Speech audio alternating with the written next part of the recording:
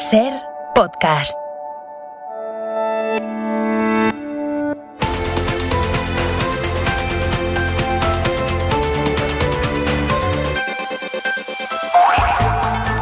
Como en cada familia que haya tenido a uno de los suyos pasando las canutas con el COVID, en esta casa estamos hoy muy contentos porque ha vuelto Francino.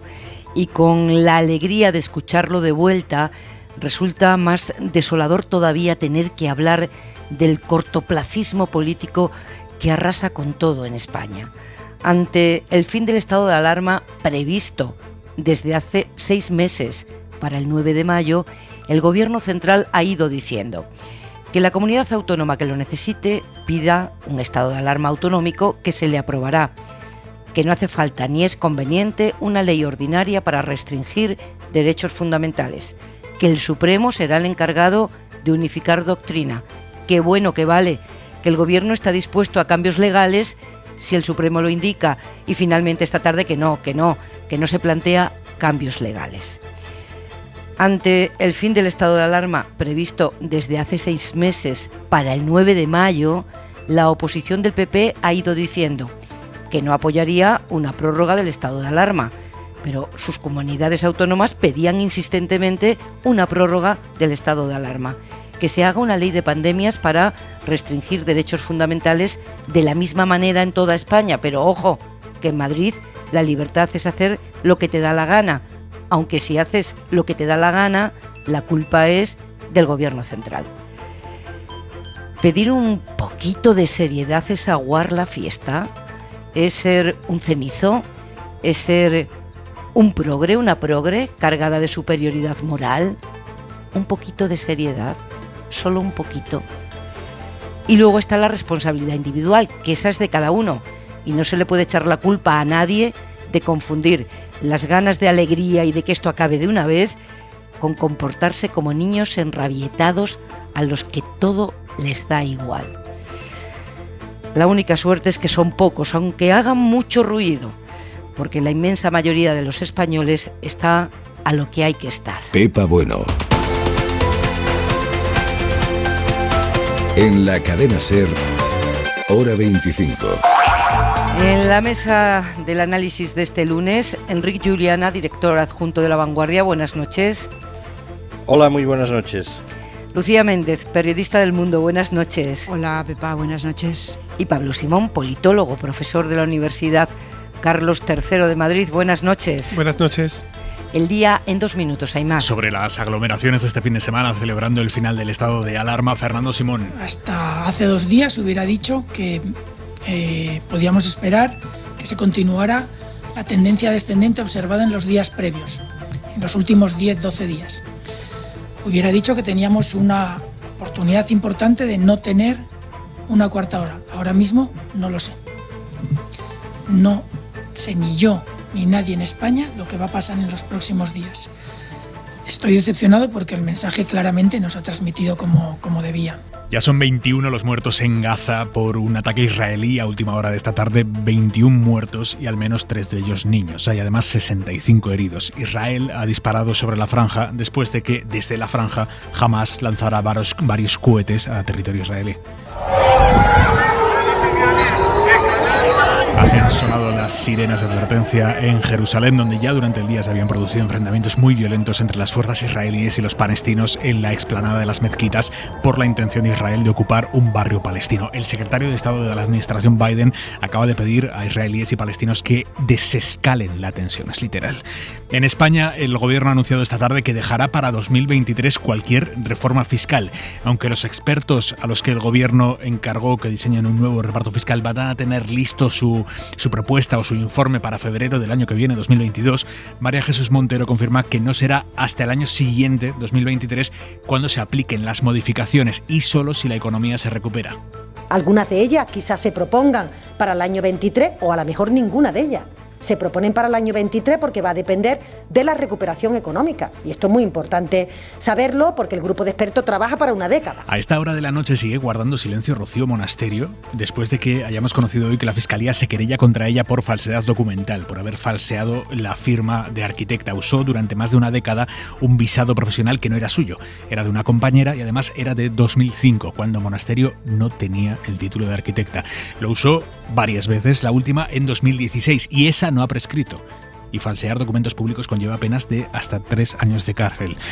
Va a suponer un terremoto total la decisión que ha tomado esta noche en Estados Unidos la cadena NBC. No emitirá los Globos de Oro del año que viene por la falta de diversidad y por las denuncias de malas prácticas en la asociación de la prensa que concede esos premios. Un centenar de empresas del cine, entre ellos Warner Bros. O Netflix, habían anunciado que boicoteaban estos premios, otorgados por una asociación en la que actualmente no hay ni una sola persona negra.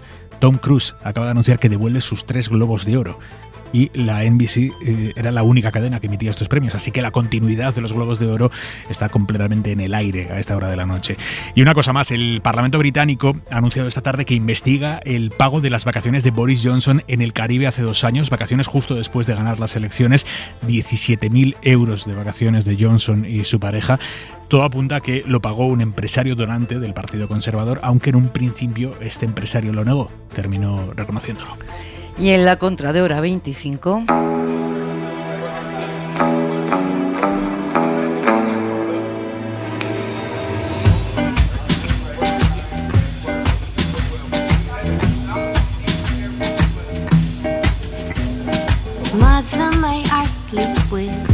En la contra, Manuel Javois, buenas noches. ¿Qué tal, Pepa? Buenas noches. Que quiere abundar en eso de la responsabilidad individual, porque los vídeos que han circulado estos últimos días de las plazas de varias ciudades de España, en el fondo lo que demuestran, Javois, es que a muchos les da igual que se les retrate, haciendo evidente que todo les da igual, todo lo de los demás, claro. Hay varias inconsciencias, pero una que siempre me llamó la atención de este tipo de casos es la inconsciencia de la exhibición. O sea, algo relacionado más con la torpeza que con las actitudes reprochables. Actitudes reprochables durante la pandemia en distintos grados. Cometemos la mayoría, ya que es verdad que el listón estaba bastante bajito. Pero yo todavía distingo entre hacer algo que está mal en privado que en público. No porque las consecuencias vayan a ser distintas, ojo, sino también por una cuestión de vergüenza, ¿no? De pudor, de al menos ser consciente de que lo que haces es peligroso. Yo no he estado en multitudes, pero vamos, no estoy en ellas ni aunque estén permitidas, quiero decir, me escapo, pero sí me he visto en lugares en los que había más gente de la recomendable, y si me ponen delante una cámara me pongo colorado y me voy corriendo, no me pongo a saltar sin mascarilla y empiezo a gritar. Que además de lo que iba a esto que ocurrió el sábado es que se podía estar en la calle más allá de las 12, no me parece que sea algo como para ponerse así, no es algo tan revolucionario, no es que ya se puede beber, no es ya puedo ver a mis amigos, que podría entenderse entonces la explosión, pero cánticos en la cara de la gente sin mascarilla y siendo grabados por los medios, tipos que he visto de casi 50 años, pues yo tampoco entiendo muy bien esta euforia, miedo me da cuando sea de otro corte, pero bueno, veamos lo que pasa. Y de momento lo que pasa es que te espero mañana. Un beso. Un beso muy grande. Chao. Hasta mañana.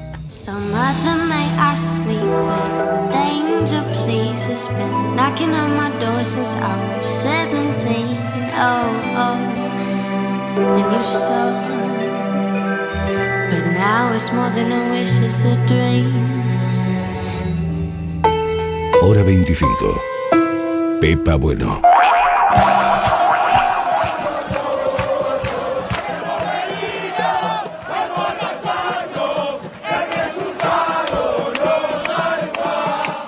La cancioncita lleva sonando 48 horas todo el rato en los informativos, convertida ya en un elemento más de la refriega política, pero que la repetición no nos engañe.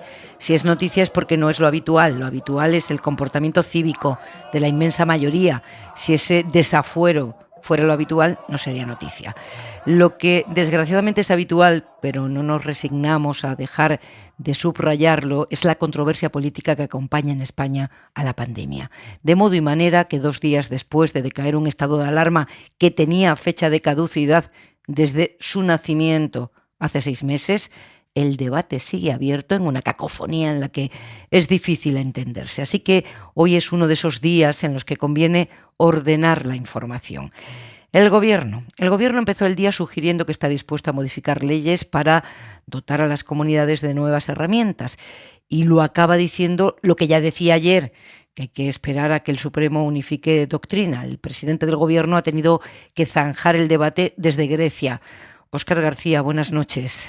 ¿Qué tal, Pepa? Buenas noches. Sí, ha habido una evolución a lo largo del día del mensaje del Gobierno sobre qué hacer con 2 medidas en concreto, con los cierres perimetrales y con los toques de queda. Vamos a empezar con lo que escribía el propio ministro de Justicia, Juan Carlos Campo, esta mañana en El País, en una tribuna firmada por él mismo. También es razonable que, si hay disparidad de criterios, sea nuestro alto tribunal el que marque la pauta común para todo el país. ¿Quién si no iba a hacerlo?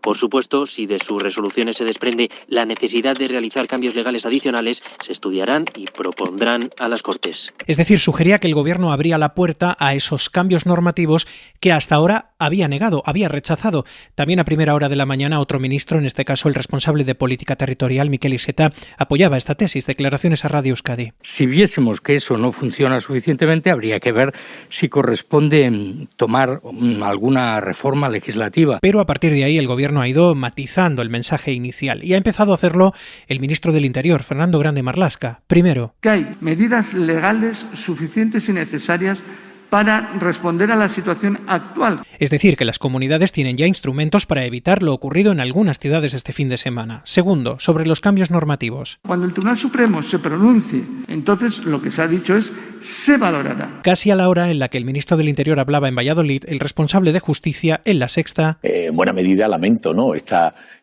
noticia que se ha levantado de algo que es obvio. Aclaraba que no hace falta ningún cambio normativo ante los botellones del sábado. Tenemos un arsenal normativo que permite impedir eso. En concreto, pueden legislar para cierres de hostelería, bares, centros comerciales, reuniones. Y en esta evolución llegamos a esta tarde, cuando desde Atenas... El ministro de Justicia ha sido claro hoy en sus entrevistas. Pedro Sánchez ha vuelto al mensaje fuerza del Ejecutivo. Todas las comunidades autónomas en este estadio de la pandemia tienen los instrumentos suficientes como para hacer frente a la pandemia. Así que el Gobierno esperará a saber qué dice el Supremo para mover ficha, pero solo si fuera necesario.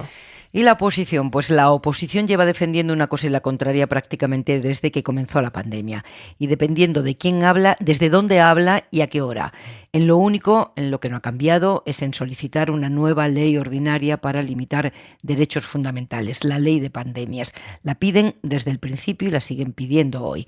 Mariela Rubio, buenas noches. Buenas noches, Pepa. El PP fijaba posición hace solo 20 días por boca de su portavoz, Javier Maroto. El Partido Popular está en contra del estado de alarma después de un año de aplicación. Si entre las respuestas que tiene el Gobierno están modificaciones legislativas que encajan en el plan B jurídico de Casado, pues sabe que tiene para eso nuestro apoyo. Aunque varones populares como Núñez Feijóo planteaban la prolongación del estado de alarma como un mal menor. Dado que el Gobierno se niega a darnos herramientas legales, pues la solución menos mala es seguir prorrogando un mínimo de garantías. Con todo y tras las imágenes de las concentraciones de las últimas horas, Casado hacía directamente responsable al Gobierno. Si ahora mismo no hay un plan B y una ley de pandemias y hemos pasado al plan C del caos, el único responsable es el Gobierno de España. Pero ese plan B jurídico del PP permitiría distintas restricciones del movimiento. Limitar los movimientos de las zonas que tienen mucha incidencia y a los que están contagiados que guarden cuarentena. Pero no un toque de queda, y es que desde la Comunidad de Madrid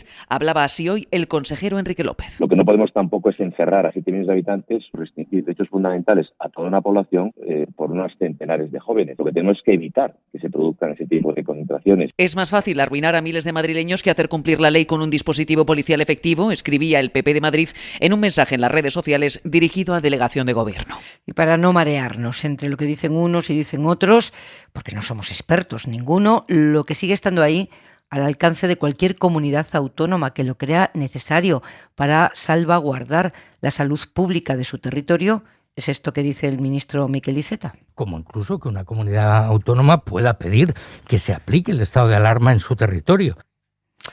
pedir el estado de alarma, Pablo Simón, en su territorio. Y ya siento el bucle, porque llevamos hablando de esto mucho tiempo, pero es que llevamos 48 horas sin estado de alarma y esta es la que hay montada. Sí, desde luego. A ver, primero a mí me gustaría aclarar una cosa que creo que es fundamental, y es que las escenas que vimos los otros días en las calles no tienen absolutamente nada que ver con que haya o no la aplicación del estado de alarma o del toque de queda. Es decir, los ayuntamientos disponen de los instrumentos para poder disolver a esas personas, existe la policía municipal, se puede controlar, y me parecería descabellado pensar que para evitar que se produzcan botellones vamos a establecer una restricción como los toques de queda. Y más aún cuando en muchos casos, si se me permite poner también la acotación, en muchos casos es casi más seguro estar bebiendo en la calle que dentro de locales, al menos por lo que sabemos en la transmisión de aerosoles. Pero bueno, en el fondo nosotros ahora mismo tenemos una cierta anomalía respecto a los países de nuestro entorno, porque de un lado somos de los pocos países que no han modificado su legislación en ningún aspecto para atajar el problema de la pandemia. Fíjate que lo que tenemos en vigor, que es la ley del estado de alarma del 4 del 81 y la ley del 86 de las comunidades autónomas, son legislaciones de los 80. Es decir, a lo mejor no hace falta una legislación específica ad hoc, pero al menos sí modificar y acotar algunas de estas que se podía haber hecho durante este último año. Y del otro lado también somos de los pocos países que ha polemizado sobre el propio estado de alarma. Es decir, que ha habido que pasar procesos agónicos porque la oposición se negaba a prorrogarlo, porque se tuvo que hacer una prórroga larga, y en ningún otro lado esto se ha afrontado como una disputa política tan a cara de perro. A la hora de la verdad, las comunidades autónomas pierden dos instrumentos, que es la movilidad entre los territorios, la movilidad perimetral entre ellas y el toque de queda. La primera pregunta que yo me haría es si esos instrumentos hacen falta o no. Es decir, yo creo que esto es lo primero que hay que preguntarse, porque a lo mejor el toque de queda no hace falta y con simplemente restringir los horarios comerciales es suficiente. Eso ya lo pueden hacer las comunidades autónomas.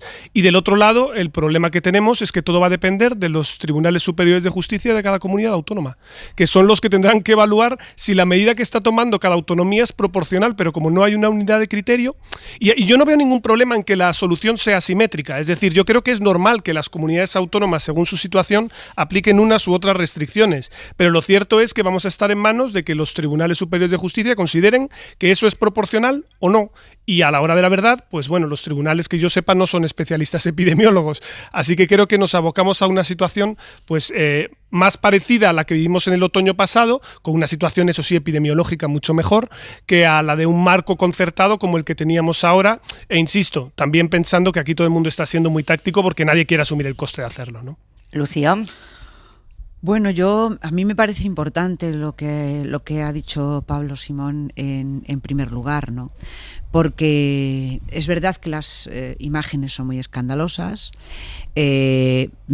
pero no me parece que las imágenes reflejen la realidad del país, francamente, no me lo parece en absoluto. Creo que es bastante injusto que se diga primero que toda la juventud ayer estaba de borrachera, o sea, la noche del sábado al domingo, cosa que no es verdad. Es decir, eran una minoría, muy minoría. Es verdad que una minoría muy escandalosa y me parece especialmente importante y relevante decir que los botellones están prohibidos, sin estado de alarma y con estado de alarma. Es decir, lo que hicieron esas personas la noche del sábado está prohibido también cuando no hay estado de alarma. Entonces, no sé a qué viene o sea, es propio de este momento que las discusiones se saquen de su quicio, se saquen de su sitio, ¿no? Y yo creo que es lo que está pasando con estas imágenes de la noche del sábado. Y además me parece que, fíjate, salvo el partido Vox, que lo tiene clarísimo, ¿no? Está en contra del estado de alarma, siempre lo ha estado. Está en contra de las restricciones, siempre lo ha estado. Incluso lo ha recurrido al Constitucional. Que digo, la coherencia, o sea, que opina lo que opina, es el único partido que va siempre por el mismo carril. El resto de los partidos, francamente, ya lo hemos comentado mucho, Pepa, todo este año y pico que llevamos, ¿no? Es decir, convertir la pandemia en un escenario de confrontación partidaria ha sido una cosa muy lamentable que ha sucedido en este país y que tendremos que asimilarlo, y que la población, entiendo que lo asimilará, pues en fin, que lo ha asimilado porque no tiene más remedio. Yo lo que creo de verdad es que el estado de alarma no lo quiere nadie. Eso es lo que creo de verdad. No lo quiere el gobierno, por supuesto, hace mucho que el gobierno no quiere el estado de alarma. Si no, o lo hubiera propuesto. Las comunidades tampoco lo quieren, porque una cosa es decirlo y otra cosa es hacerlo. Es decir, si ellos creen que es necesario el estado de alarma para ellos, es muy fácil, lo pueden pedir. Cada comunidad lo puede pedir. Si no lo piden, pues en fin, será por algo, pues porque evidentemente tampoco lo quieren, ¿no? Yo creo que lo que se vio el otro día en las calles, al margen de lo que he comentado, es la expresión probablemente y el reflejo de un cansancio muy grande en este país, de una situación, digamos, se habla mucho de la fatiga pandémica y en la campaña electoral de Madrid se ha hablado mucho de la salud mental. Bueno, yo creo que toda la sociedad, en fin, está teniendo algunos problemas para asumir esto, y creo que esos jóvenes lo que estaban, digamos, reflejando es ese cansancio, seguramente, pues, seguramente no, de mala manera en todo caso, pero que creo que detrás de esas imágenes, de que son, en fin, lamentables, sobre todo, es verdad que, como dice Javoy, había gente mayor, que cosa más incomprensible, ¿no? Yo creo que le estaban reflejando una realidad que existe y que los partidos y las instituciones tienen muy, muy claro, ¿no? Y es que estamos en otra fase. No podemos seguir en el estado de alarma de forma permanente. Estamos en otro momento. Pues sí. Entonces un poquito de seriedad, ¿no? Enterremos el asunto estado de alarma. Sí, claro. A los líderes políticos que son líderes sociales, no marear ya a una población muy cansada, muy agotada con el debate de si estado de alarma tenían que haberlo prorrogado, no tenían que haberlo prorrogado. Enrique. Bueno, sacados de quicio, esto viene siendo sacado de quicio desde que empezó, ¿no? Y no ha vuelto al quicio en ningún momento. Y la dinámica es la que es desde que empezó, y este es el campo de batalla político español desde que empezó en marzo del año pasado, es así. Y además sorprenden algunas cosas. Yo hoy hablo desde Valencia, he venido por cuestiones de trabajo en Valencia, y hay un dato que quizás muchos españoles no conocen, que es que Valencia es en estos momentos la región europea, no la comunidad autónoma española, la región europea con el mayor índice de casos por cada 100.000 habitantes. Con el menor. 36. Sí. 36. La región europea que está mejor. Europea. ¿Alguien ha visto esto destacado hoy en los noticiarios de la televisión? Pregunto. Y con la presión en las UCI, bajo mínimos, bajo mínimos. Es una región española, es una comunidad autónoma española. Valencia no sé si es España, pero Valencia pertenece a España, ¿verdad? Si estos datos se diesen en la Comunidad de Madrid, hoy habríamos empezado el programa y todos los programas informativos hablando de esto. Madrid es la región europea con menos índices de contagio de Europa, de la Unión Europea.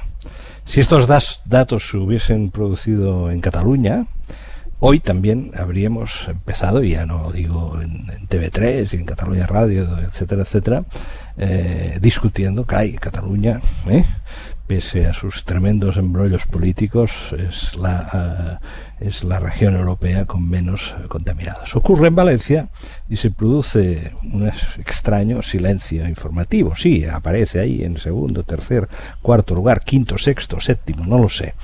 Hay que buscarlo. Y eso yo creo que nos invita a reflexionar exactamente sobre los términos reales de la batalla en curso.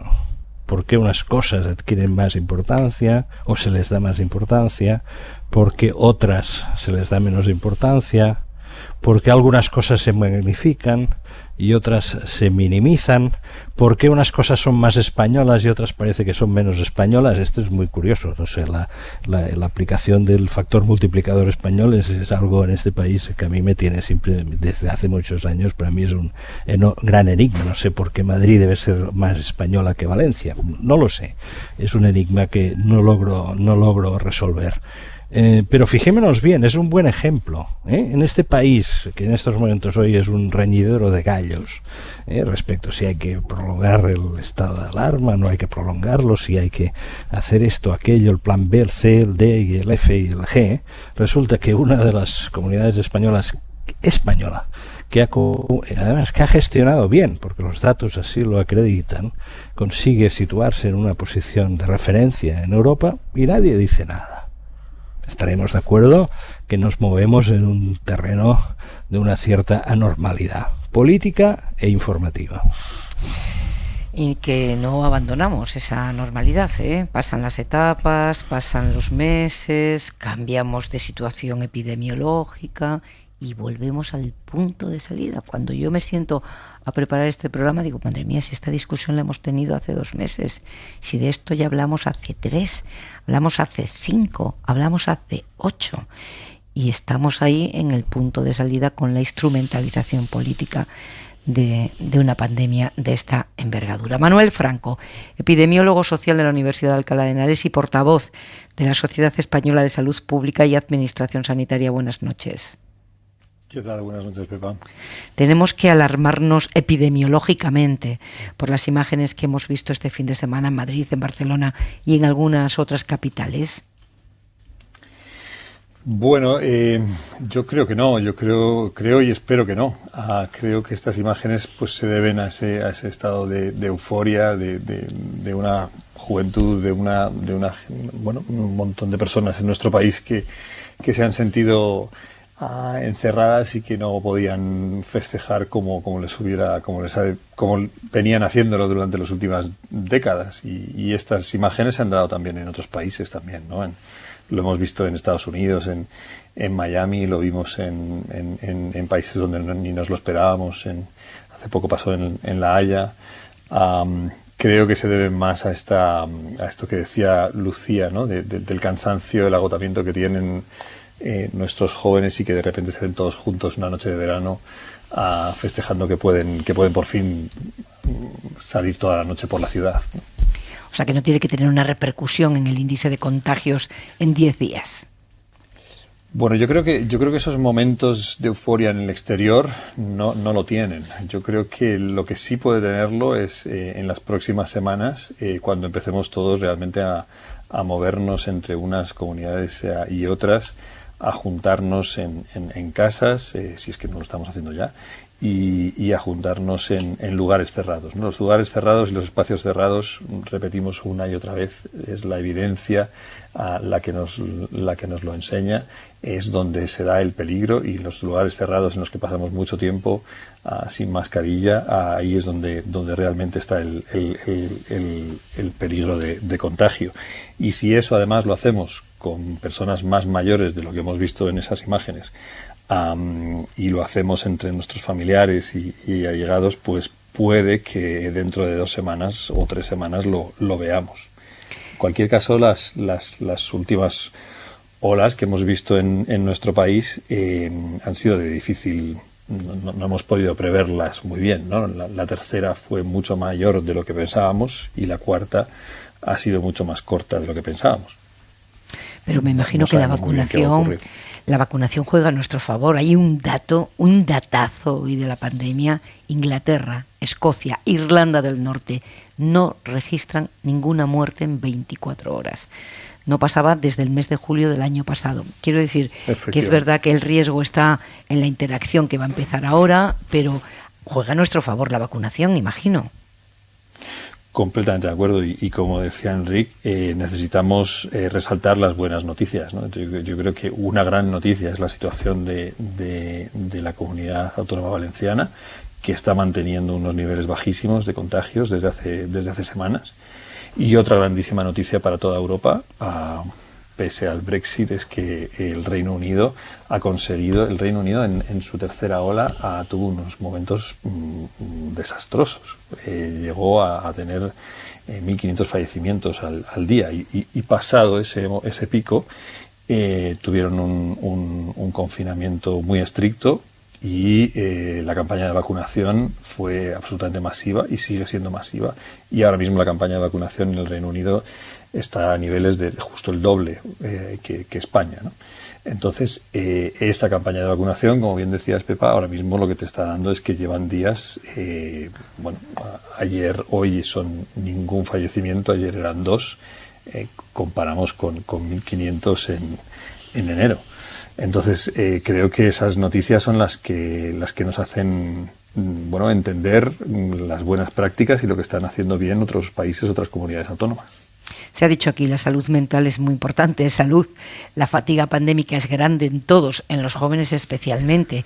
Pues escuche lo que le propone al presidente del Gobierno, el líder de Ciudadanos, Edmundo Val. Nosotros queremos pedirle al señor Sánchez que lidere una acción de gobierno para que desde una perspectiva racional se proceda a la reapertura controlada y segura del ocio nocturno, porque siempre será más seguro poder controlar un local de ocio nocturno que no controlar estos episodios que se producen en la calle, para los cuales no hay policía suficiente ni en los ayuntamientos, ni tampoco en el Estado, ni en las fuerzas y cuerpos de seguridad del Estado. En la práctica, a partir de ahora, cualquiera puede reunir en su casa el número de personas que quiera. Siendo eso así, ¿tiene sentido mantener cerrado el ocio nocturno? ¿Habría que atender lo que propone Edmundo Val? Bueno, yo creo que lo que propone Edmundo Val, y a mí me parece hasta cierto punto muy triste, es algo que no tiene, que se da de bruces con la evidencia científica. Y esto no es algo nuevo, no lo digo yo hoy y esta noche, lo llevamos diciendo meses y meses y meses, con infografías, con dibujos, con vídeos, que muestran cómo aumenta el riesgo de contagio en lugares cerrados. Por lo tanto, creo que ningún político a estas alturas debería pedir a abrir más lugares cerrados, porque ese sigue siendo el problema y este señor Edmundo Val debería saber que además ahora mismo en España tenemos 5 comunidades autónomas y una ciudad autónoma por encima del umbral del riesgo máximo. Por lo tanto, no me parece bien. Y por otro lado, lo que decías de la salud mental y los jóvenes, efectivamente, creo que lo que hemos visto estos días es descorchar esa botella de cava que ha saltado por todas partes de estos jóvenes que, repito, una noche de verano han reventado, ¿no? Y esto, los que trabajamos en la universidad y lidiamos con estudiantes, lo estamos viendo todos los días. Llevan 2 cursos muy difíciles para ellos y para nosotros. Y a mí no me ha extrañado, la verdad, no me ha extrañado. Yo acabo de terminar mi curso de epidemiología, los estudiantes han hecho trabajos donde ellos podían plantear lo que quisieran y hasta 2 grupos han planteado cuál es el efecto sobre la salud mental de ellos, de los estudiantes y de los universitarios, de todo lo que han visto y han sufrido directamente, ¿no? en este año. Por lo tanto, yo creo que... Es que hemos hecho mal entre todos, que hemos hecho mal, incluidos los medios de comunicación, para que esa evidencia científica, que está muy acreditada, haya que volver a subrayarla cada vez que la pandemia cambia un poquito, y que haya que subrayarla a líderes políticos que se supone que disponen de toda la información.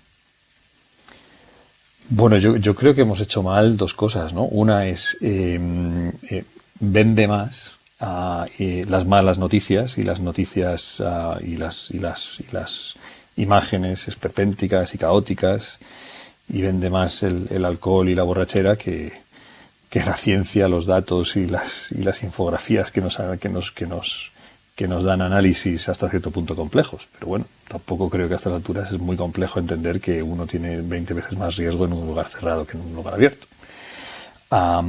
Y luego yo creo que hemos hecho una cosa mal y la seguimos haciendo mal, en todos los países, no solo en España. En España quizá lo llevamos haciendo mal durante muchísimo tiempo, y es que yo creo que la conexión entre la ciencia, entre la evidencia y el conocimiento y la práctica política, pues no está muy bien coordinada.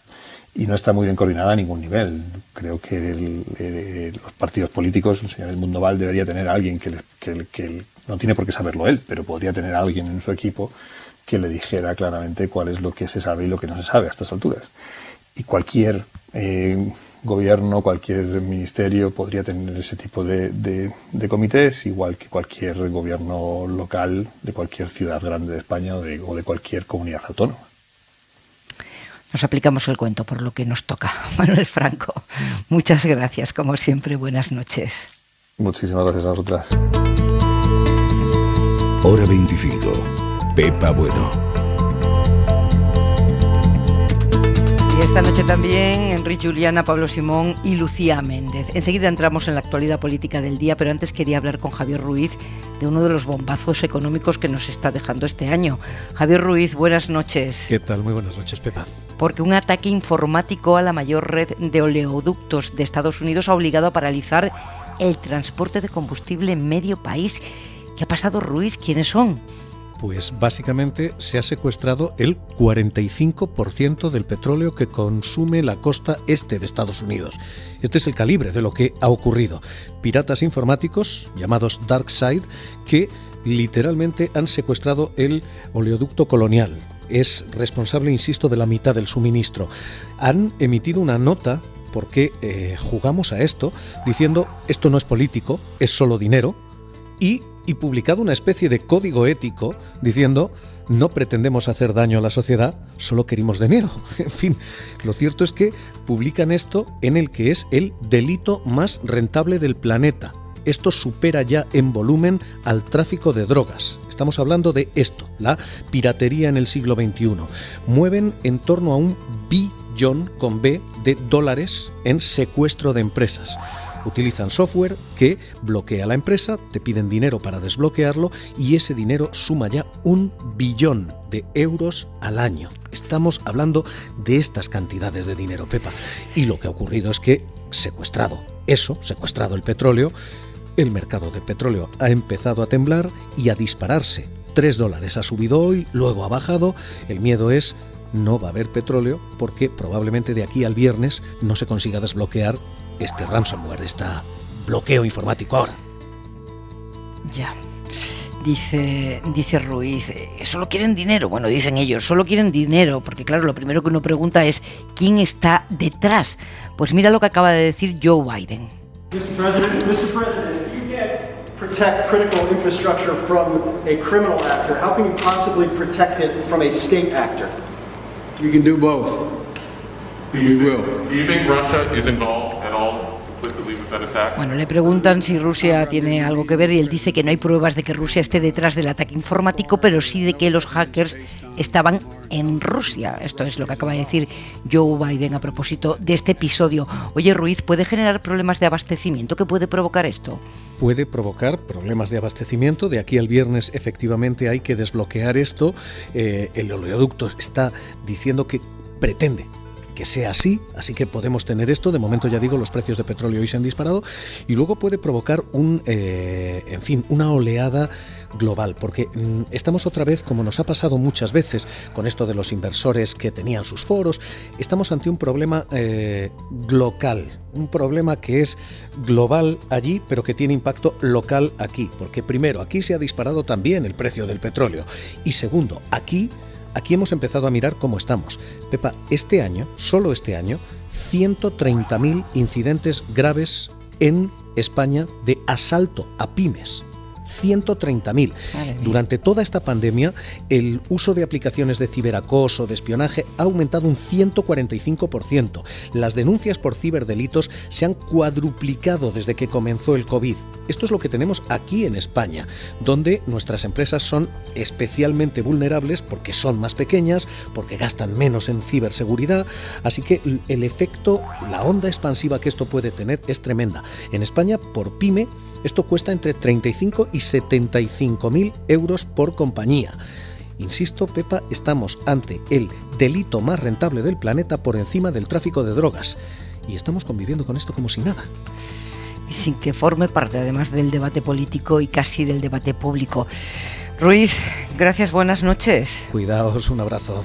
Pues menos mal que me había comprometido con Manuel Franco a dar buenas noticias, porque resulta que se ha destapado una red que publicaba reseñas falsas en Amazon a cambio de productos gratis. Pero lo más llamativo de todo es que había 200.000 personas en el ajo, Aimar. Sí, y se ha conocido gracias a una enorme filtración de datos que ha dejado al descubierto todo este pastel. Es la confirmación de que hay un mercado negro de opiniones favorables, que a los vendedores les aumenta el negocio. Según cuenta El País, esta red funcionaba así. El usuario compraba algo por Amazon, el vendedor se lo mandaba al usuario y después de que el usuario publicara una crítica buenísima, el vendedor le devolvía el dinero al usuario a través de PayPal. El reembolso no se hacía nunca a través de Amazon porque si no se desactivaría esa crítica buena. Ya desde hace años se vienen publicando estudios que confirman que un porcentaje enorme de las críticas que vemos de supuestos compradores en realidad están falseadas. Pero esta macro red confirma la compraventa a gran escala de opiniones favorables. Los proveedores pagan por estas críticas buenas para que después los usuarios, cuando se meten a buscar algo, vean una crítica buena y digan lo compro.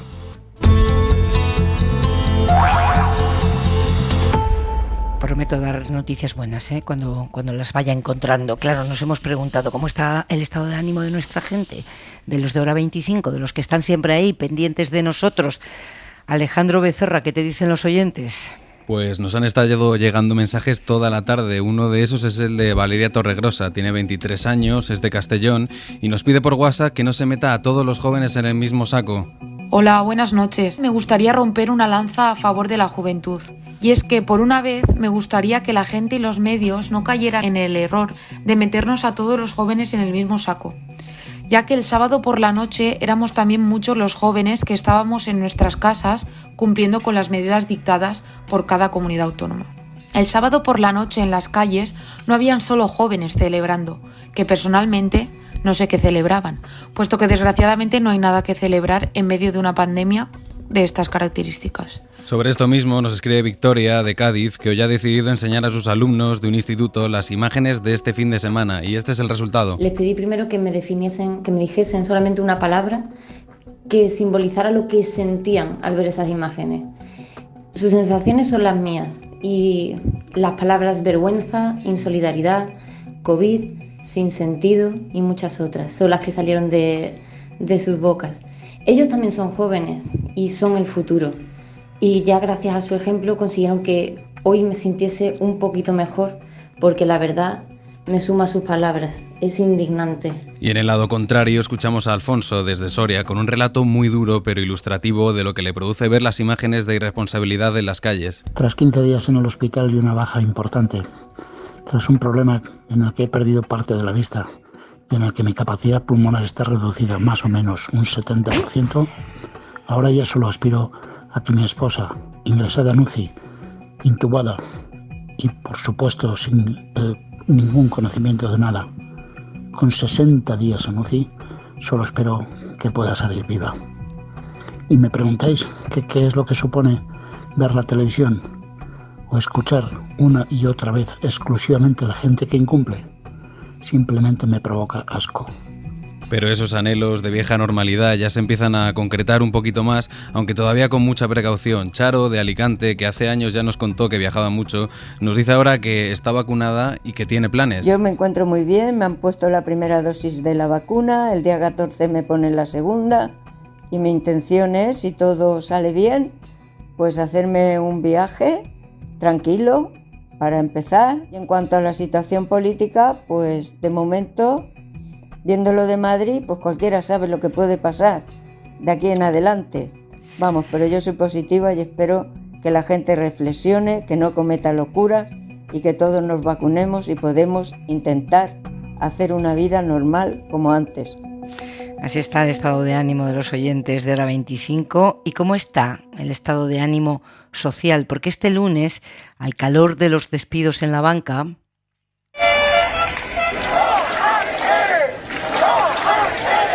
ha habido concentraciones de los empleados del BBVA en distintas ciudades de Madrid, en Barcelona, en Sevilla, en Bilbao, en Vigo, en contra de ese ERE de 3.500 trabajadores que anunció el banco. En Barcelona, por ejemplo, la gente tiene que volver a los locales de ocio nocturno y eso nos va a costar. Fatal, las economías familiares, fatal. El motivo allí de esta concentración era justo lo que nos decía el epidemiólogo, que no se puede hacer. Decenas de empresarios del ocio nocturno se han manifestado en la plaza de San Jaume. Ya sabemos que en las crisis las movilizaciones sociales empiezan cuando terminan casi, cuando empieza la recuperación. ¿Y el gobierno toma nota? Pues el gobierno toma nota. Noticia de esta noche. El gobierno ha confirmado que se puede retrasar la posible subida de impuestos si la recuperación económica no avanza a la velocidad deseada. Las reformas fiscales estaban pensadas para activarse en el 2022 y ahora el Ejecutivo no descarta retrasarlas un año.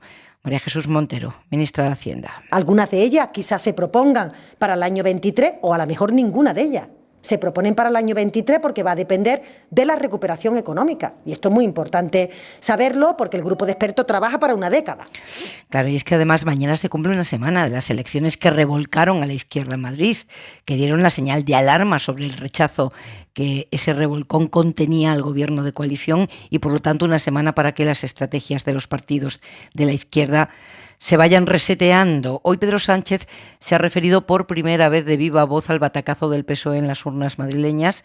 No lo hizo en Oporto el fin de semana pasado, lo ha hecho ahora desde Grecia. Los resultados en la Comunidad de Madrid son los que son rotundamente malos. Y por tanto, como hice el mismo día de las elecciones, felicito a la señora Ayuso y felicito también al Partido Popular. Creo que con humildad el Partido Socialista tiene la gran oportunidad de aprender que en Madrid la izquierda volverá. Y volverá con más esperanza y con más fuerza de la mano del Partido Socialista. Esa vuelta de la izquierda que dice el presidente requiere de reordenar una estrategia de futuro. ¿Cómo lo están haciendo? Si es que lo están haciendo, Nieves Goicoechea. De momento, Pepa, lo están analizando y lo están pensando. Tienen un aliado, el tiempo, hasta las próximas elecciones madrileñas y generales, pero por el camino les quedan varias paradas a los tres partidos de izquierdas. El PSOE ha desconectado de sus electores, no ha roto con ellos el cordón umbilical, como dijo Zapatero en 2010, pero casi, porque un ministro aseguraba esta tarde a la SER que tras el 4M se ha demostrado que no habían pegado la oreja a la calle, que no habían cuidado la relación con los socios y que se han dejado llevar por ese discurso trumpista de Díaz Ayuso. Sánchez prepara un reseteo del partido, como decías, en octubre, un congreso de renovación de listas y de algunos cargos orgánicos tras el fracaso de la moción de Murcia y también de la inacción del Partido de Madrid. El tiempo y la estrategia verán si ese espacio se recupera o se reparte con un crecido Más Madrid que ya trabaja en futuros entendimientos en Andalucía con Teresa Rodríguez o como propone su socio Compromís con posibles alianzas en Mallorca o en Canarias, acentuando el discurso ecologista y social. Podemos se refuerza con Yolanda Díaz para intentar sobrevivir a su líder y la oportunidad se la da su interlocución en el gobierno con Pedro Sánchez y una relación más intensa con los socios de investidura. Hoy ya ha empezado. Unos socios que debate tras debate en el Parlamento siempre han afeado a Pedro Sánchez su progresiva desconexión con quienes le auparon al poder. Efectivamente, hoy hemos asistido al estreno público de Yolanda Díaz, no como ministra de Trabajo, ni siquiera como vicepresidenta, pero sí como vicepresidenta coordinadora de la parte morada del Ejecutivo, y ha querido decir esto. Que el presidente y yo misma estamos más unidos que nunca y les digo que la legislatura empieza ahora. Y también ha dicho que aplicará sus dotes como muñidora de acuerdos, lo que ha hecho con la patronal y los sindicatos, y ahora dice que lo hará con los partidos que han apoyado al gobierno en las Cortes, porque otro mensaje para la derecha impaciente, dice Díaz que van a agotar la legislatura. Hay vida, hay futuro, vamos a agotar la legislatura y sobre todo, insisto, me van a ver con mucho diálogo con todas las formaciones políticas. Antes dialogaba mucho, pero en una materia concreta. Ahora voy a seguir dialogando en la materia y la responsabilidad del Ministerio de Trabajo y de la economía social y ahora me van a ver dialogando sobre muchos otros aspectos de la vida. Enric Juliana, abrimos la tertulia ya. Enric Juliana, Pablo Simón, Lucía Méndez, empiezo contigo. Enric, los partidos de la izquierda, el PSOE como el núcleo director de la izquierda de gobierno en este país, una semana después del revolcón y cuando ya ha dado tiempo de dormirlo todo. Bueno, yo creo que todavía falta un poco más de tiempo porque lo que ha ocurrido en Madrid es políticamente importante, ¿no? Yo creo que no se puede... se ha hablado mucho estos días de la extrapolación. Yo creo... La extrapolación, el sentido de decir, ahora pasará esto, pasará lo otro, es un ejercicio que puede resultar un poco ficticio, podría resultar ficticio. Bueno, yo también creo que efectivamente lo que pasó en Madrid todavía va a necesitar más de una pensada, ¿no? En los próximos meses. Yo creo que hay un asunto que me parece que está todavía por por analizar un poco, ¿no? Se ha analizado mucho la parte que se corresponde con las responsabilidades del propio Partido Socialista de Madrid. Han asumido las responsabilidades tanto el secretario general como el candidato, ¿no? Digamos, las responsabilidades de la derrota, de la debacle. Pero yo creo que quien sale tocado de estas elecciones también es el gobierno de coalición, de una manera muy, en mi opinión, bastante clara. Y además creo que el gobierno de coalición me parece que necesita unos ajustes, ¿no?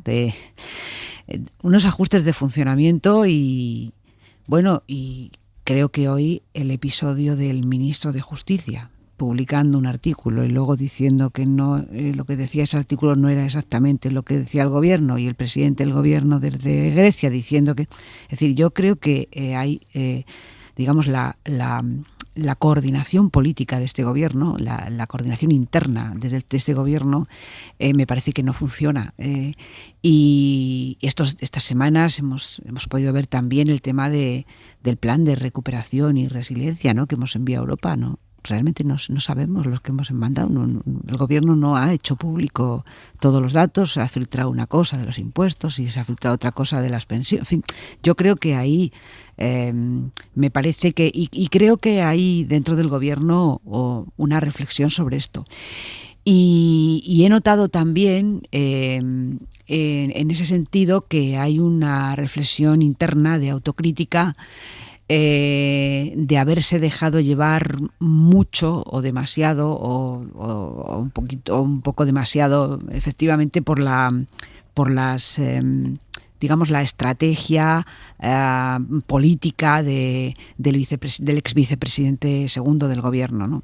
Es decir, el protagonismo que ha tenido tanto en este año de gobierno, en estos 2 años, como en la campaña, está siendo, digamos, valorado, está siendo digerido, ¿no?, por el gobierno, por la parte del PSOE, de una manera crítica. Por eso creo que para los ministros del PSOE y para la Moncloa, el hecho de que Yolanda Díaz vaya a ser ahora la vanguardia de esa relación, pues francamente yo lo veo, o sea, por lo menos las fuentes con las que hablamos lo ven con bastante alivio. Otra cosa distinta es que evidentemente la marcha de Pablo Iglesias va a afectar necesariamente al futuro inmediato de Podemos. Yo no creo que Podemos pueda ser el mismo sin Pablo Iglesias, francamente.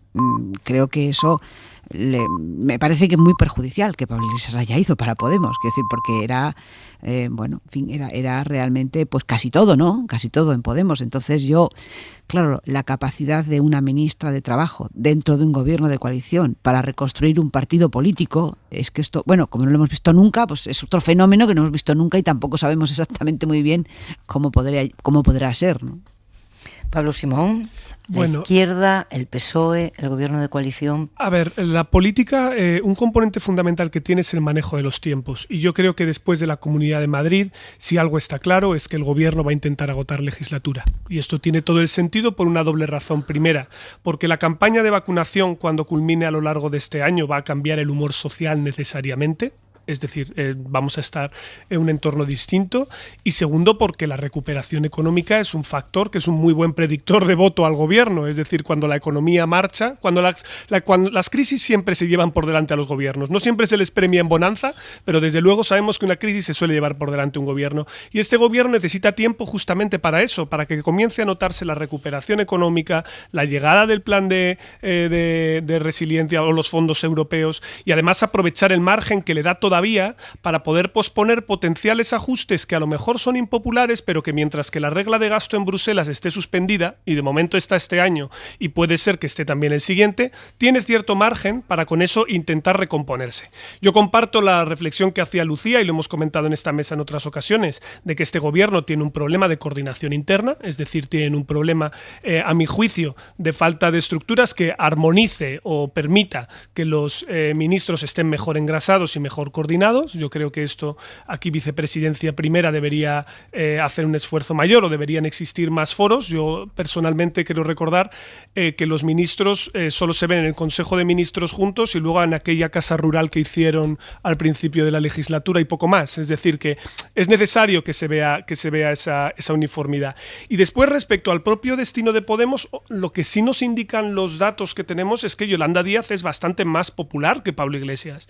Es decir, que ella es una candidata viable que recuperaría parte del componente de fuga que ha tenido hacia el PSOE, y lo vemos en todos los sondeos, pero, y este es el elemento fundamental a mi juicio, lo que también sabemos es que Podemos va hacia una bicefalia. Es decir, Podemos está en un contexto en el que Yolanda Díaz va a ser la pata de esta coalición en el gobierno, pero al mismo tiempo se supone, no lo sabemos aún, pero en un principio parece, Ione Belarra se quedaría con la dirección del partido, y el problema elemental que a mi juicio tiene Podemos no es que no pueda tener candidatos viables en las elecciones, sino que le falta estructura y organización.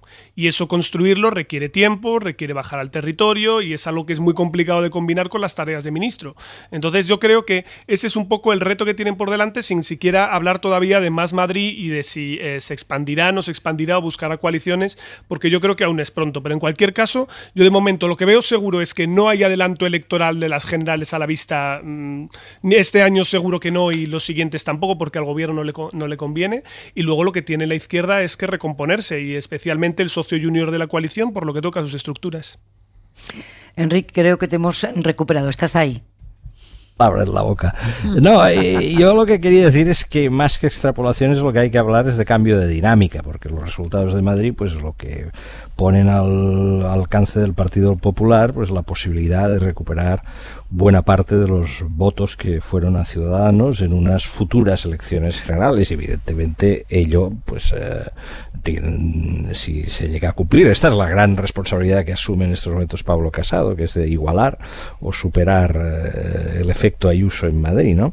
Entonces, bueno, pues si eso se produjese, evidentemente el panorama político parlamentario pues sería distinto, y eso y sobre esa perspectiva, pues la dinámica de la confrontación política se va a modificar. Respecto a los resultados del Partido Socialista, pues son una catástrofe, ¿no? Y yo creo que no se puede culpar directamente al candidato Gabilondo, aunque es verdad que Ángel Gabilondo pues llevaba 2 años prácticamente con un perfil político muy bajo, por una razón conocida por todo el mundo, ¿no?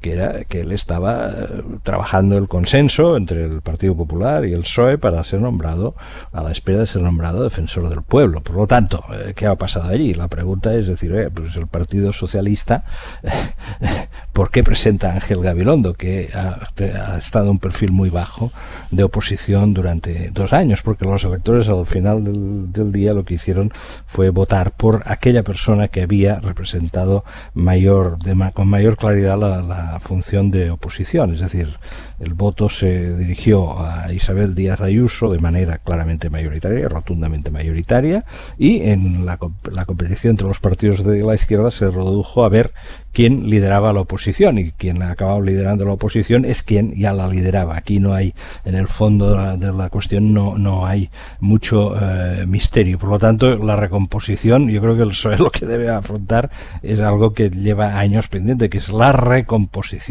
del Partido Socialista en Madrid, que se halla desde hace tiempo en una situación de debilidad política, de debilidad orgánica muy grande. Si eso es posible, esto ya es otro asunto.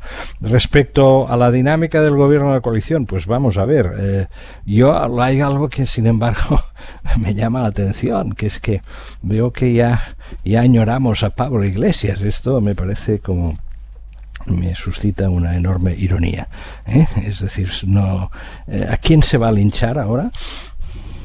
¿Quién está el siguiente en la lista? La construcción del enemigo, le llaman los que saben de redes sociales. O del amigo, ¿no?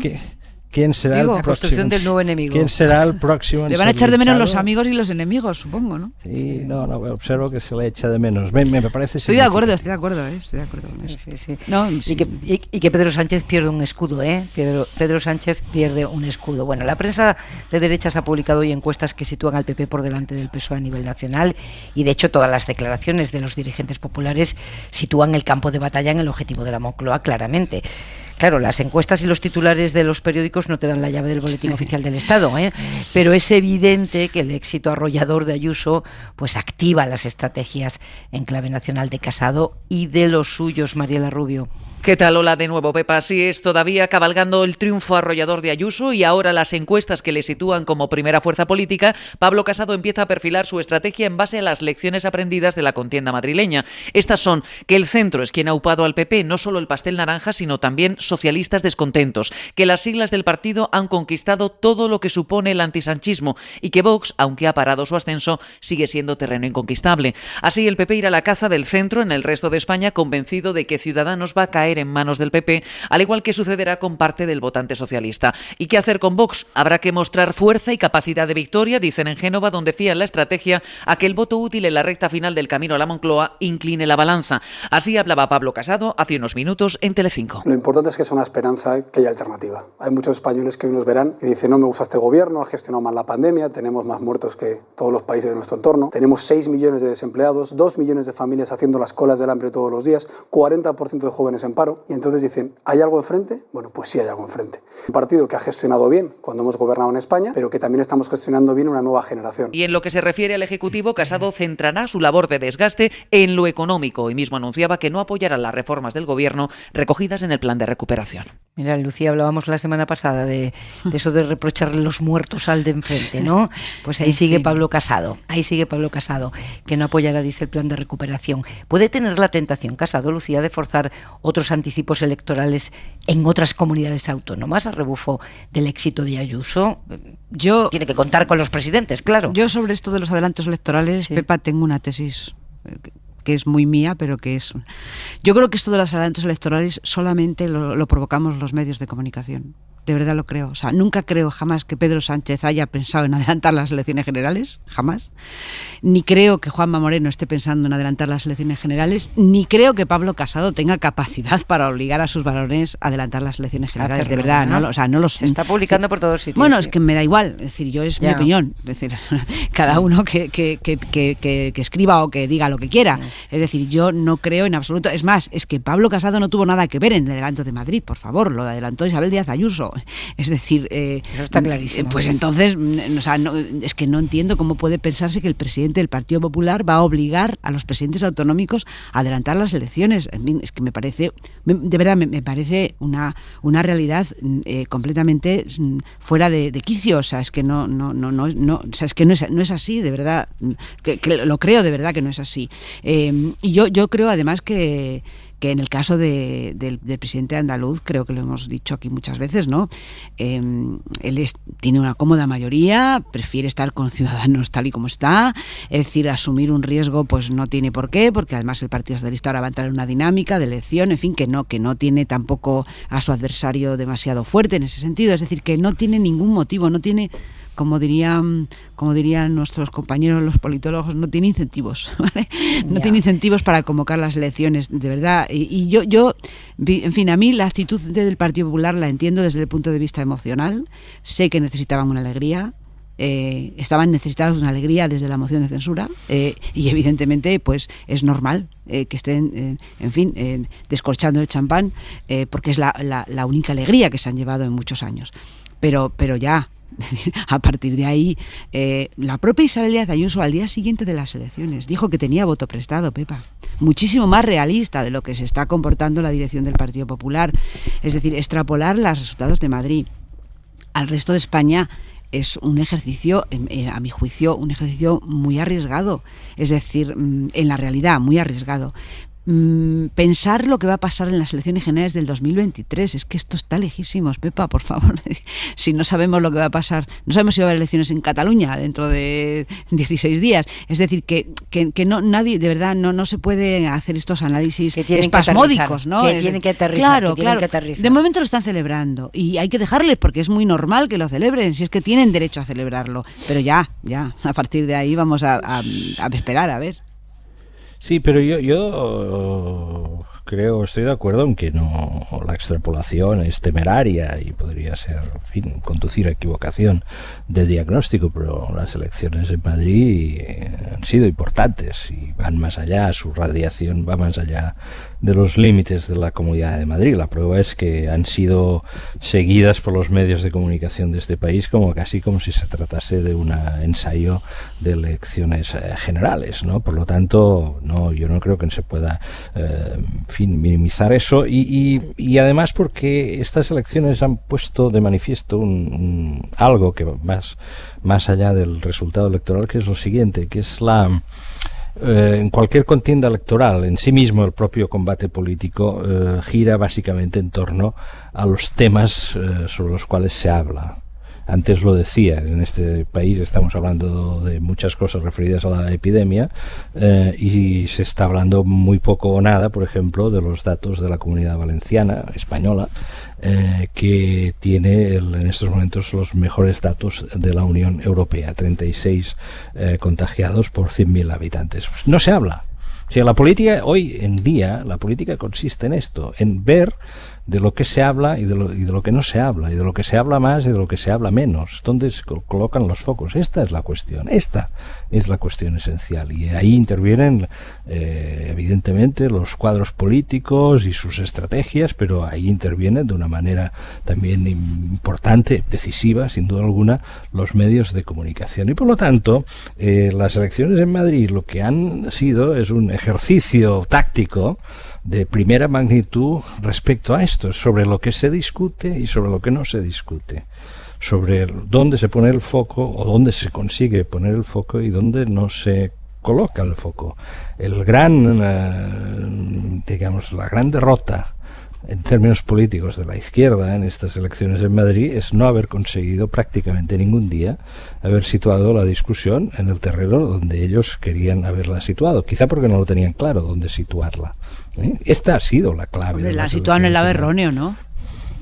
No, pero no han conseguido situarla. Digo, contra el fascismo, que es una cosa que no estaba en la calle. El fascismo, o en que no voy a subir impuestos. Bueno. El fascismo no está en la calle ni lo vamos a ver, porque lo que representó el fascismo, que es la pulsión autoritaria, una agresividad muy peligrosa, esto vuelve, sin duda alguna, pero no con camisa azul, ni con camisa negra, ni con camisa parda. Eso vuelve de otra manera, y esto por lo tanto es más difícil de identificar. Yo en ningún artículo que he escrito estos días me he referido a la palabra fascismo por respeto a la historia, o sea, no creo que la utilización de... Nosotros no somos politólogos, nosotros no somos politólogos, nosotros traducimos los comportamientos para la inmensa mayoría de la gente, no somos politólogos, no estamos en la precisión. Yo lo que creo que lo que está en curso en Europa, con alta intensidad, también en Estados Unidos, lo vimos hace unos meses, de forma dramática, en enero, son pulsiones autoritarias. Claramente, pulsiones autoritarias, claramente peligrosas para la democracia. Esto es lo que hay. Lo digo porque aquí porque en España esto está pasando, Esto está pasando y eso hay que seguirlo. Nosotros no somos el eje de la campaña electoral. No somos politólogos para la precisión de cómo se llama políticamente cada uno de los movimientos en cada momento. Pero tenemos la obligación como periodistas de traducir para nuestros los destinatarios de nuestro trabajo, cómo se llaman los comportamientos que tienen determinados dirigentes. En fin, no vamos a reñir, no vamos a discutir por las palabras. Pero yo me refería a que evidentemente el Partido Socialista y el Partido Podemos fiaron una parte de la campaña en la última semana a establecer democracia o fascismo, y yo creo que eso fue un error, porque esa discusión evidentemente no estaba en la calle y evidentemente era una manera de poner la discusión en un sitio incomprensible para el personal, y lo resumiría en que ya la foto de Colón ya no es fíjate, Lucía, concepto. La foto de Colón ya se acabó como concepto político. La ganadora que de manera arrolladora de estas elecciones inició la campaña hablando de comunismo y libertad. Pero acabó, y le ha ido muy bien. La acabó Pepa sin hablar de comunismo. Ella se dio cuenta en la última semana de la campaña de que no tenía que hablar de eso. De hecho, en un momento dado hasta lo dijo. No, yo no voy a hablar yo solo voy a hablar de libertad. Es decir, que claro, pero es que eso fue un error, contraponerle eso. Efectivamente, no se le puede contraponer lo mismo que ella empezó haciendo. Entre otras cosas porque ella puso el marco. Porque ella iba ganando, Pepa. Claro. Ella iba ganando. Ganando arrolladoramente. Claro. A propósito, es que os quería poner esto, a propósito de lo que estamos hablando, y no quiero quedarme sin tiempo, por eso os meto prisa, porque hoy hemos tenido un episodio, uno de esos episodios, ha ocurrido en Valladolid, esta mañana, cuando las autoridades locales recibían al ministro del Interior, Fernando Grande Marlaska. Ha ocurrido esto.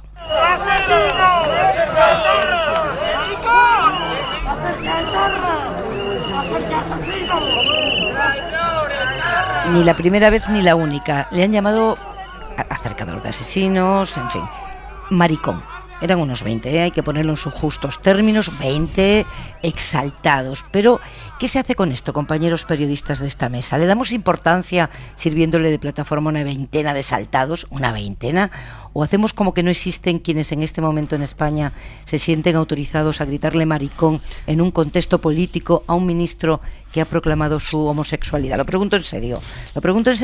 O sea, dejo a los periodistas reflexionando y que opine el politólogo. Hombre, desde luego son comportamientos ofensivos y censurables. De ahí a darles una categoría de noticia, pues yo estoy en desacuerdo. Y esto lo digo considerando que estamos viviendo ahora, por ejemplo, repuntes en agresiones homófobas, estamos viendo más actos de violencia claros en todos esos contextos, pero así todo, yo honestamente creo que, en fin, esto es que es un debate, este es un debate. ¿Qué se hace con este tipo de comportamientos de hemos quitado un poco el tapón de la brutalidad? Hoy, Pepa, se cumplen 2 años de la muerte de Alfredo Pérez Rubalcaba. Cualquiera que tuviera alguna relación con él sabe perfectamente lo que le pasó a él en las calles de Madrid durante el 11M y posteriormente. Es decir, esto era su día a día. Cuando os acordáis de la polémica del 11M, cuando el caso Faisán, la teoría de la conspiración. Bien, esto lo sufría él todos los días. Le llamaban asesino, le llamaban criminal. En fin, hasta el final de su vida estuvo... Maricón. Bueno, no, eso no le llamaban, pero a efectos de insultar y de ofender es que me da lo mismo, ¿sabes? O sea, porque esa concepción es una concepción que no tiene nada que ver con el respeto no, es simplemente una manera de insultar a alguien como llamándolo criminal o asesino. No creo... A ver... O sea, lo ha dicho antes Pablo, a pesar de todas las agresiones, yo también creo, no creo que esto no deba publicarse. Yo creo que a lo mejor, pues, pero no debemos, creo yo, sacarlo exactamente del contexto. Lo planteo en serio, porque este es un debate. Creo que hay mucha gente muy bruta, Pepa. Y que las redes sociales ahora son la explosión de la gente muy bruta, que antes iba al bar y se tomaba tal y decía barbaridades, y ahora las dicen en las redes, y efectivamente hay un fenómeno que es que no les importa decirlas por la calle. Pero a Rubalcaba también se lo decían en Madrid y no había esto, ¿no? O sea, porque eran los años de hace muchos años que no existía esta burbuja política que hay ahora, ¿no? No, pero lo que hay que preguntarse, ¿por qué se lo decían a Rubalcaba? Yo efectivamente recuerdo una vez, al poco yo de llegar a Madrid para hacerme cargo de mi trabajo en Madrid, a estar hablando con él, y me dijo, mira, cuando salgo a la calle me pasa esto, ¿no? Y recibo constantemente a través de internet, que todavía no estaba tan desarrollado como ahora, pues mensajes tal. Pero la pregunta que hay que hacer es cómo eso se detonó, cómo se desarrolló eso. Claro, yo lo recuerdo porque para mí fue un cierto shock llegar a Madrid en marzo-abril de 2004. El ambiente que se respiraba en esa ciudad después de los atentados y después de lo que vino después, ¿no? Claro, porque después de los atentados durante un año, quizá más de un año, se estuvo mintiendo descaradamente a la opinión pública diciendo que detrás del atentado seguía habiendo un encubrimiento, un extraño encubrimiento, que algunos todavía sostenían. Fueron varios años, Enrique. En letra escrita se sostenía que había sido ETA, sí, que había una operación oscura, que la verdad estaba siendo ocultada por el nuevo gobierno. Claro, cuando se fomenta eso, cuando eso se fomenta y se fomentó, y algunos de los que lo fomentaron todavía no han pedido perdón ni lo van a hacer probablemente en su vida, a partir de ahí se crea un clima de exaltación, de extremismo, que puede conducir a situaciones muy comprometidas. Rubalcaba lo llevaba con estoicismo, y esto ahora se ha multiplicado, ha adquirido mayor intensidad, y en estos momentos lo que estamos viendo son circuitos de linchamiento. Hay circuitos de linchamiento en las redes sociales, evidentemente, porque por su propia naturaleza las redes sociales propician eso lo sabemos bien, no solo se refiere al ámbito político, ocurre en otros ámbitos, en las redes sociales, pero a su vez, como estos audios que hemos escuchado ahora de Valladolid, se producen escenas de acoso y de linchamiento. Antes hablábamos de la figura del vicepresidente segundo saliente. Bueno, lo que este hombre ha sufrido en su casa, él y su familia, no tiene parangón en la democracia española. Se puede estar de acuerdo con Pablo Iglesias, medio de acuerdo, un cuarto de acuerdo, totalmente en desacuerdo o totalmente en desacuerdo multiplicado por 2, pero estaremos de acuerdo que el acoso que este hombre ha sufrido en su casa, él y su familia, él y la ministra de Igualdad, no lo ha sufrido nadie en España en democracia. Por lo tanto, eso no son elementos inocuos del paisaje. Esto tiene un origen, tiene unos orígenes que hay que recordar e identificar bien cuáles son los orígenes, y tiene un desarrollo. Y esto es objetivamente peligroso para la democracia en este país. Aquí hay reflexiones de fondo, muy de fondo, que seguiremos haciendo. Nos tenemos que ir. Enric, ¿sí o no repetición electoral en Cataluña? ¿Sí o no? No tengo más tiempo. Ahí me la juego. Yo creo que no. ¿Tú crees y que me no? la juego. Vale, aquí queda grabadito a las 11:23 que has dicho que no. ¿Con qué nos vamos, Aimar? Pues mira, con varias noticias esta noche. La primera, la agencia estadounidense acaba de autorizar que se vacune con Pfizer a los adolescentes de 12 a 15 años. En Europa, la EMA está todavía analizando esto mismo después de un ensayo clínico que hizo Pfizer con chavales, y se demostró que la vacuna tiene una efectividad y seguridad del 100%. En España, cambio importante en el seno del gobierno. Acaba de adelantar El País que Ana de la Cueva deja de ser secretaria de Estado de Economía y va a ser sustituida por Gonzalo García Andrés, un hombre de analistas financieros internacionales del entorno. Ana de la Cueva, persona de absoluta confianza de Calviño, ha coordinado durante 3 años la política económica en el seno del gobierno. Hemos preguntado en el ministerio y nos dicen que es un fin de etapa sin más vueltas, que no se va al sector privado. Y una noticia genial para cerrar esta noche. El Teatro Real de Madrid ha recibido el premio a la mejor ópera del mundo. No nos suele gustar esta comparación, pero para entendernos es el premio Oscar de la lírica. El Teatro Real de Madrid, mejor ópera del mundo. Y sin cancioncita final, que nos tenemos que ir. Lucía Méndez, Enric, Juliana y Pablo Simón, un beso grande, muchas gracias. Buenas noches. Cuidaos. Buenas noches. Volvemos mañana, que descansen. Hora 25. Suscríbete a Hora 25. Todos los episodios y contenidos adicionales en la app de Cadena SER y en nuestros canales de Apple Podcast, Spotify, iVoox, Google Podcast y YouTube. Escúchanos en directo en la SER de lunes a viernes a las 8 de la tarde.